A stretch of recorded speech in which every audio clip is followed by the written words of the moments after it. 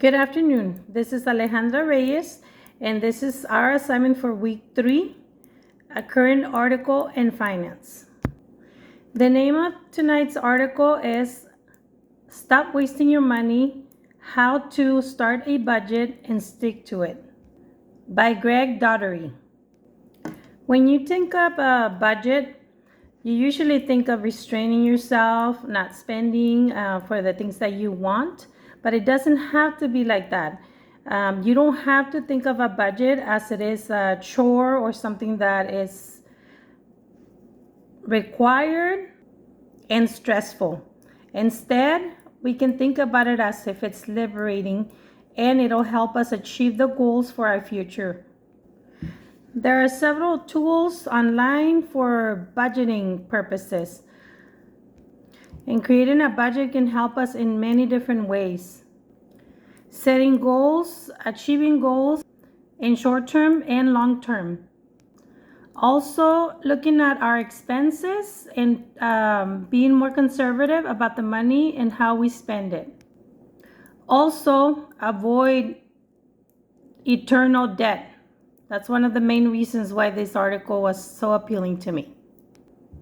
Budgeting in layman's terms just means the amount of money that you have or you earn, the amount of expenses that you incur, and the bottom line, which is the money that you have left for other projects or savings as well.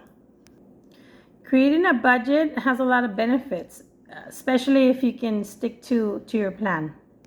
The first step is to write down all your expenses and also all your income, including employment income and any other income that you receive.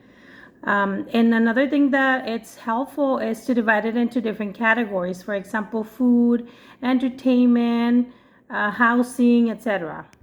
The bigger expenses such as mortgage, car payments, insurance are easier to track than the smaller expenses such as subscriptions to TV apps, phone applications, smaller expenses that you have every month but you don't really think about it on the daily. So you can start with that. The next step is to look at all the expenses and all the income that you have and figure out if you have more expenses than your actual income, and try to figure out which one of those expenses you can live without and try to cut those expenses that are unnecessary. This is a simple way to create a budget and try to stick to it and make a plan and reach your goals for your future, for your finance future.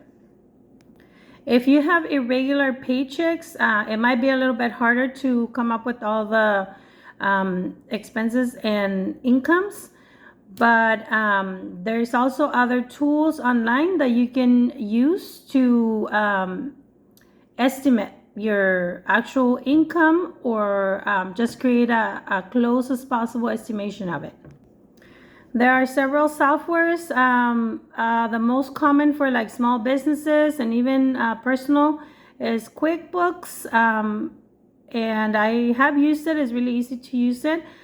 You can also, a lot of people nowadays rely a lot on Excel sheets.